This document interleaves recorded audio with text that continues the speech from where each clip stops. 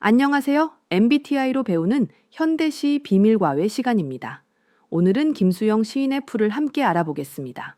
바람에 눕고 울고 다시 일어나 웃는 풀의 모습을 통해 우리는 화자의 조용하지만 단단한 마음을 들여다보게 돼요. 겉으로는 작고 연약해 보여도 내면에는 절망을 견디고 다시 희망을 선택하는 강한 의지가 담겨 있는 이 시는 단순한 자연 묘사 너머의 상징과 표현으로 우리 마음에 깊은 울림을 남깁니다. 오늘 수업에서는 시 속 화자의 감정 변화와 성격, 그리고 그것을 드러내는 표현 방식들을 MBTI 성격 유형 분석과 함께 살펴보며 시의 주제를 더 생생하게 이해해 볼 거예요. 김수영의 시, 푸른 바람에 쓰러졌다가도 다시 일어나는 풀의 모습을 따라가는 이야기입니다. 언뜻 보면 자연 속 한 장면처럼 보이지만 그 안에는 인간의 감정과 세상을 바라보는 마음이 담겨 있어요. 이 시는 마치 조용히 울다가도 다시 고개를 드는 사람의 마음 같아요. 푸른 비바람에 쓰러지지만 금세 다시 일어섭니다. 그 모습은 우리가 힘든 일 앞에서 무너졌다가도 다시 웃고 다시 걸어나가려 애쓰는 마음을 떠오르게 하지요. 시의 화자는 바람과 비에 의해 눕고 또 일어나는 풀을 유심히 지켜보고 있어요. 시의 첫 줄인 풀이 눕는다는 현실의 억압 앞에 잠시 쓰러지는 마음처럼 느껴집니다. 하지만 풀은 쓰러진 채로 끝나지 않아요. 바람보다 먼저 일어난다는 구절에서 화자는 무언가 굳은 결심과 조용한 의지를 느끼게 됩니다. 아무리 힘든 상황이라 해도 다시 일어나려는 마음이 담겨 있는 것이지요. 화자의 마음에는 슬픔과 눈물이 흐릅니다. 드디어 울었다.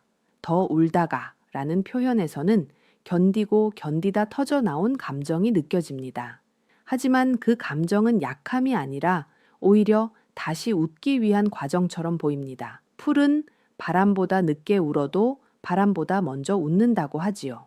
눈물을 참는 것이 강함이 아니라 울고 나서도 다시 웃을 수 있는 것이 진짜 강함이라는 걸 화자는 이야기하고 있는 것 같아요. 화자는 이 풀의 모습을 바라보며 인간의 삶을 떠올립니다. 누구나 인생에서 억압이나 슬픔, 좌절을 겪어요.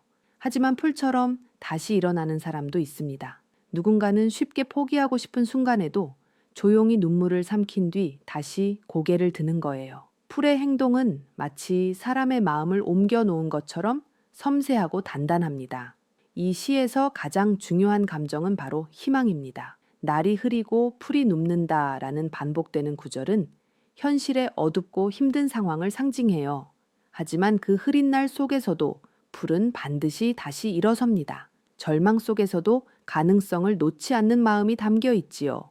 이 시는 단순한 자연 묘사가 아니라 현실에 맞서 살아가는 사람들의 용기와 회복을 조용하게 노래한 시입니다.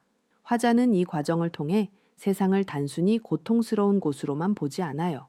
분명 바람은 거세고 날씨는 흐리지만 그런 속에서도 풀은 자기만의 속도로 다시 일어섭니다. 화자는 이 풀처럼 세상을 바라봅니다. 좌절이 와도 언젠가는 다시 웃을 수 있을 거라고요. 그래서 이 시는 누군가에게는 조용한 위로가 되고 또 누군가에게는 힘겹게 버티는 날들 속에서 다시 시작할 용기를 주는 시입니다. 김수영의 시. 풀 속 화자는 겉으로는 아주 조용한 사람이에요. 말이 많지 않고 드러내는 감정도 크지 않지만 그 마음 속에는 강한 신념과 의지가 담겨 있어요.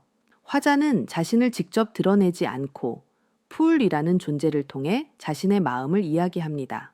이렇게 시 속에서 상징을 통해 이야기를 풀어가는 방식은 현실을 깊이 고민하고 내면에서 그 답을 찾아가는 사람의 모습과 닮아 있습니다. 이처럼 상징과 은유를 통해 감정을 전달하는 화자의 성향은 INFJ형, 내향형 직관형, 감정형, 판단형 유형으로 볼 수 있어요. INFJ는 말보다는 글, 감정보다는 상징을 통해 내면을 드러내는 사람이에요. 이 시에서도 화자는 풀을 단순한 식물이 아닌 감정을 가진 존재로 그립니다.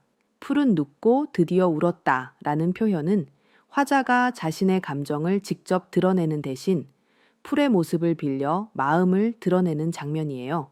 이처럼 시 전반에 걸쳐 나타나는 의인화 표현은 INFJ의 섬세한 감정과 상징을 통한 메시지 전달 방식을 보여줍니다. 또한 화자는 감상적이거나 수동적인 태도에 머물지 않아요. 풀은 바람보다 먼저 일어난다고 말하지요. 이는 화자가 현실에 순응하지 않고 고통 속에서도 일어서는 강한 의지를 가진 사람임을 나타냅니다. INFJ는 단단한 신념을 가진 사람들이 많아요. 겉보기엔 조용하지만 한 번 뜻을 정하면 흔들리지 않지요. 이 시에서 풀의 반복적인 움직임은 포기하지 않는 마음, 그리고 희망을 선택하는 용기를 보여줘요. INFJ는 타인의 고통에 민감하게 반응하고 그것을 외면하지 않아요. 현실의 억압을 민중의 고통으로 해석하고 그 속에서 다시 웃고 다시 일어서는 풀을 통해 사람들의 회복력을 노래하는 모습은 이 성향과 잘 맞아요. 날이 흐리고 풀이 눕는다는 반복 구절은 현실을 외면하지 않고 정면으로 마주하는 자세를 보여주지요. 그럼에도 화자는 바람보다 먼저 웃는다고 말합니다. 고통을 껴안은 채 미래에 대한 희망을 놓지 않는 태도는 감정형 중에서도 특히 INFJ가 지닌 특징이에요. 다른 감정형, 예를 들어 INFP는 감정에 깊이 빠져들며 고독과 이상을 강조하는 경우가 많아요. 하지만 INFJ는 고통 속에서도 메시지를 찾고 이를 구조적으로 전달하려고 해요. 이 시의 흐름과 짜임새 있는 반복 구조, 즉 눕는다, 운다, 일어난다, 웃는다의 구성은 INFJ 특유의 질서와 목표, 지향적인 사고방식을 보여줍니다. 이 시에서 화자는 현실을 있는 그대로 받아들이면서도 거기서 멈추지 않고 의미를 만들어내는 사람입니다. 그 의미는 다른 이들을 위로하고 다시 나아가게 하는 힘이 되지요. INFJ는 세상과 거리를 두고 관찰하면서도 그 안에 있는 고통을 외면하지 않는 사람입니다. 풀의 화자는 바로 그런 조용한 리더입니다. 목소리를 높이지 않고도 마음을 전하고 흐릿한 날 속에서도 분명한 길을 걷는 사람이지요. 그래서 우리는 이 시의 화제에서 INFJ의 단단하고 따뜻한 마음을 느낄 수 있어요. 이제 이 시에서 꼭 짚고 넘어가야 할 표현 방법과 필수 어휘들을 함께 살펴보며 시인의 마음과 작품의 메시지를 더 가깝게 만나볼게요. 가장 먼저 눈에 들어오는 표현은 바로 풀이 눕는다예요. 이 시어는 단순히 식물이 바람에 쓰러지는 모습을 말하는 게 아니에요. 시 속에서 풀은 사람들, 특히 억눌리고 힘든 상황에 놓인 민중을 상징해요. 그래서 이 말은 사람들이 외부의 억압에 무력하게 쓰러지는 모습을 나타내는 말이 돼요. 하지만 여기서 중요한 건 그 다음이에요. 바람보다 먼저 일어난다는 구절이 이어지지요. 눕긴 하지만 그대로 주저앉지 않는다는 걸 강조하는 말이에요. 어떤 힘에도 완전히 꺾이지 않고 다시 일어나려는 생명력을 보여줘요. 또 하나 중요한 시어는 바람이에요. 이 시에서는 바람이 단순한 자연현상이 아니라 풀을 쓰러뜨리는 힘으로 등장해요. 이 바람은 권력, 억압, 사회의 부조리처럼 사람들을 무너뜨리는 외부 세력을 상징해요. 그래서 바람보다 빨리 눕는다는 말은 그냥 빨리 움직이는 풀이 아니라 현실의 고통에 쉽게 상처받고 반응하는 민중의 모습을 표현하는 말이기도 해요. 하지만 그 풀은 곧 바람보다 먼저 웃는다는 식으로 이어지며 끝내 희망을 포기하지 않는 사람들의 모습을 보여주지요. 이 시에서는 울었다, 웃는다 같은 감정 표현도 꼭 살펴봐야 해요. 풀은 운다고 표현되어 있지만 그것은 약함이나 무력함의 상징이 아니에요. 오히려 감정을 숨기지 않고 솔직하게 드러내는 용기, 그리고 다시 웃기 위한 감정의 흐름이라고 볼 수 있어요. 이 울음과 웃음은 인간의 삶과 맞닿아 있어요. 슬퍼도 다시 웃고 아파도 다시 일어서는 사람의 마음이 여기 담겨 있지요. 또한 날이 흐리고 발밑까지 눕는다 같은 시구도 중요한 상징을 담고 있어요. 날이 흐리다는 표현은 시대적 상황의 어두움을 뜻해요. 불안하고 희망이 보이지 않는 현실을 상징하는 말이에요. 그런데 발밑까지 눕는다는 표현은 그 슬픔과 고통이 아주 깊이 퍼져 있다는 걸 보여줘요. 하지만 그러한 절망적인 상황 속에서도 풀은 결국 일어나고 웃는다는 흐름은 이 시 전체의 중심 메시지를 다시 한번 확인하게 해줘요. 마지막으로 꼭 짚어야 할 표현 방법은 반복과 의인화, 그리고 대조예요. 풀이 눕는다는 표현은 시 전체에서 여러 번 반복되면서 화자의 중심 생각을 강조해요. 이런 반복은 시의 리듬도 만들어주지만 우리가 잊지 말아야 할 메시지를 되새기게도 해요. 의인화는 푸를 사람처럼 울고 웃는 존재로 표현한 방식이에요. 이 덕분에 독자들은 풀이 단순한 식물이 아니라 사람처럼 느껴지게 되지요. 그리고 눕는다, 일어난다, 운다, 웃는다처럼 서로 다른 의미를 연결한 대조 표현은 희망과 절망, 좌절과 극복의 대비를 더 선명하게 보여줘요. 이처럼 짧고 단순한 시어 하나에도 많은 뜻이 숨어 있어요. 단어의 겉모습만 보지 말고 그 안에 담긴 감정과 메시지를 천천히 들여다보는 연습이 중요해요. 그럴 때 비로소 시 속말들이 우리 마음에도 닿을 수 있거든요. 김수영의 시, 풀은 학교 시험에서도 자주 등장하는 대표적인 현대시예요. 시어가 짧고 간결하지만 상징과 표현 방법이 촘촘하게 들어있어서 시험 문제로 출제되기 아주 좋은 구조를 갖고 있어요. 그래서 이 시를 공부할 때는 내용뿐 아니라 표현 방식, 문학 개념, 그리고 출제 포인트를 중심으로 꼼꼼히 살펴보는 게 중요해요. 이 시에서 가장 눈에 띄는 표현 방식은 반복이에요. 풀이 눕는다, 일어난다, 운다, 웃는다는 동사는 시 전체에서 여러 번 반복돼요. 반복은 시의 리듬을 만들어주기도 하지만 더 중요한 건 이 반복이 의미의 강조 역할을 한다는 거예요. 시인이 독자에게 꼭 전하고 싶은 메시지를 반복적으로 보여줌으로써 그 의미를 더 강하게 전달하지요. 시험에서는 이 반복 표현이 어떤 효과를 주는지를 묻는 문제가 자주 출제돼요. 예를 들면 이 시에서 반복되는 동사 표현이 시의 분위기와 주제 형상화에 어떤 역할을 하는지 서술하시오 같은 문제예요.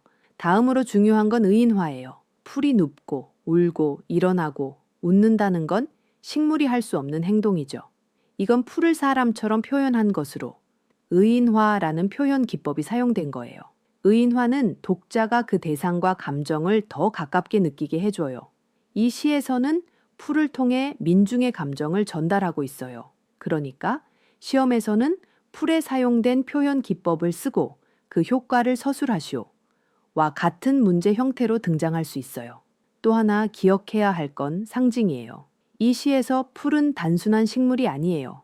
현실의 억압 속에서도 쉽게 꺾이지 않고 다시 일어나는 민중이나 우리들 자신을 뜻해요. 그리고 바람은 민중을 억누르는 외부의 권력, 사회적 부조리 같은 걸 상징하죠.